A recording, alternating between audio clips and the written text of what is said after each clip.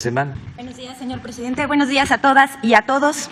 El fin de semana, el presidente hizo un recorrido por los estados de Veracruz, Hidalgo y Puebla para supervisar el plan para atender a las personas afectadas por el huracán Grace. En el municipio de Huauchinango, en la Sierra Norte de Puebla, un grupo de personas inconformes por no haber recibido ayuda irrumpió en la reunión de trabajo. Algo nunca visto en nuestro país. El presidente Andrés Manuel López Obrador atendió directamente su reclamo.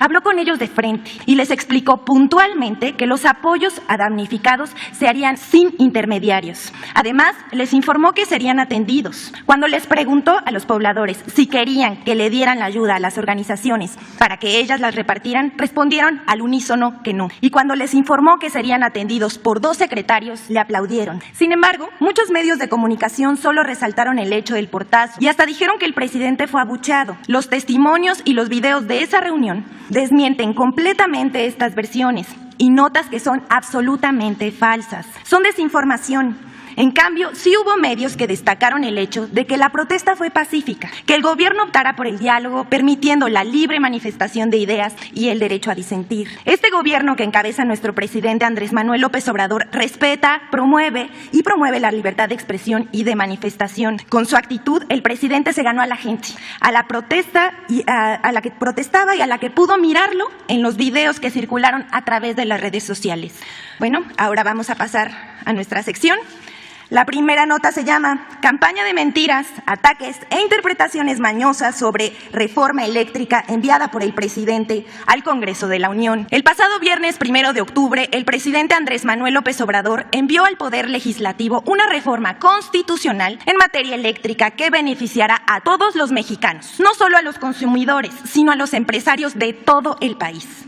Sin embargo, medios de comunicación como Reforma, El Universal, Proceso, entre otros, sobre todo en redes sociales, emprendieron una cruzada para desinformar en torno a la reforma eléctrica. Que si se va a nacionalizar la industria eléctrica, lo que no es verdad.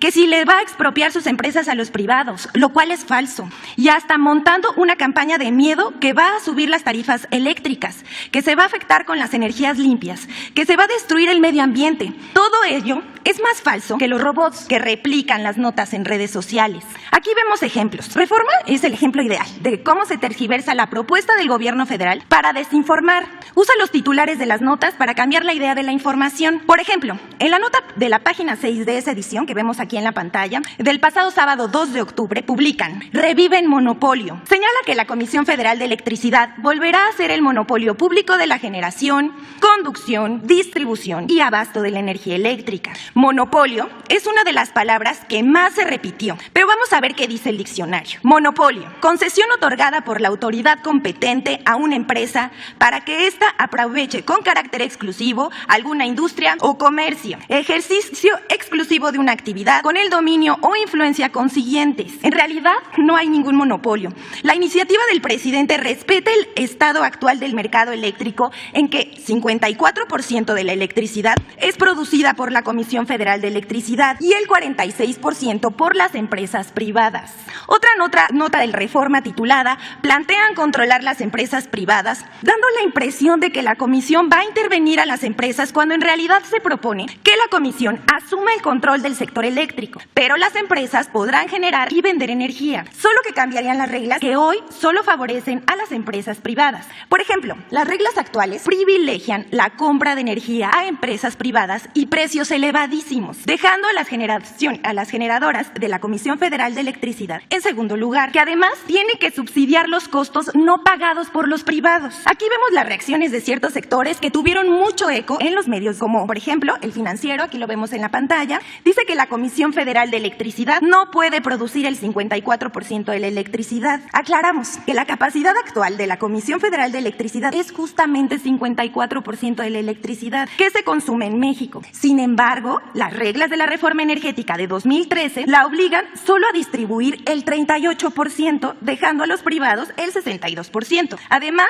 a precios altísimos. Esas reglas van a cambiar por unas de verdadera competencia, porque además los privados no pagan los costos de transmisión ni de distribución. Veamos algunas reacciones. Por ejemplo, el Consejo Coordinador Empresarial dice que para ellos la aprobación de esta iniciativa marcaría un punto de no retorno, generando daños irreversibles a la economía de las familias, al medio ambiente, a las finanzas públicas y a la competitividad del país. El Instituto Instituto Mexicano para la Competitividad se pronunció en el mismo sentido. Todo lo que le preocupa al Consejo Coordinador Empresarial y al IMCO no ocurrirá como lo aclara la propia iniciativa. El objetivo principal es garantizar el abasto de electricidad y los mejores precios para los consumidores. Ahora veamos algunos ejemplos que muestran cómo desplegaron la campaña de desinformación algunos enemigos declarados de la reforma. En esta nota de Energía Debate, apoyada por empresas como Iberdrola, que acusa expropiatoria la reforma, lo cual, como ha insistido el presidente, esto es falso. No se va a tocar ninguna propiedad, ni los ingresos, ni se tomará el control de las empresas. Bueno, después vemos la versión gráfica de este planteamiento que publica Denise Dresser. La reforma es Godzilla a punto de destruir las torres de electricidad. En esta postura de caricaturizar la reforma eléctrica coincide el director anticorrupción en el Instituto Mexicano de la Competitividad, Max Kaiser, quien es uno de los principales promotores de la desinformación. Hay un dato curioso que muchos desconocen. El actual director del diario Reforma era director del IMCO, organismo que destaca por defender los intereses empresariales. Aquí ejemplos de lo que publica sobre la reforma el señor Max Kaiser del IMCO. Cito: ya leí la propuesta de reforma sobre la electricidad del señor López y el mensaje que manda es muy claro y sencillo de entender. El sector privado y la clase media me desprecian. Yo les voy a destruir su insumo de desarrollo más importante. El que no lo quiera ver es cómplice. El señor Kaiser, que dice ocuparse de combatir la corrupción, en realidad se dedica a atacar permanentemente al gobierno. Aquí otros ejemplos. Cito: el señor López y Morena tienen cómplices en la destrucción de este país. Los legisladores que avalan sus locuras, los gobernadores que se pliegan, los expertos, analistas, comunicadores e intelectuales que callan, los empresarios que se agachan, los porristas que arropan y atacan. Y un ejemplo más de su seriedad. Para rematar, algo que muestra que Kaiser se dedica de tiempo completo a denostar y atacar al gobierno, torciendo los hechos y desinformando al ciudadano. Es un derecho sin duda, pero es que para que la gente vea la supuesta calidad de argumentos y ataques a la reforma. Regálame 20 y te explico cómo silencia el señor López a sus críticos, criminalizando ilegalmente problemas con el fisco, lo cual es ridículo y hasta uno podría reírse de no ser porque hay gente que cree esos ataques. Hasta aquí. Pero es ese nivel de la crítica que difunde noticias falsas disfrazadas de análisis.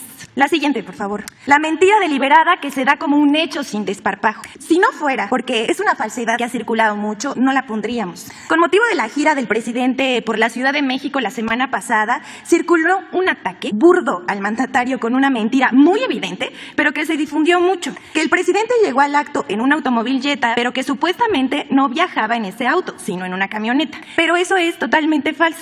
Aclaramos que el presidente viaja en un auto compacto cuando está en la ciudad. Y aquí vemos algunos tweets de los que se reprodujeron. Y bueno, hasta aquí nuestra sección del quién es quién en las noticias de la semana. Muchas gracias.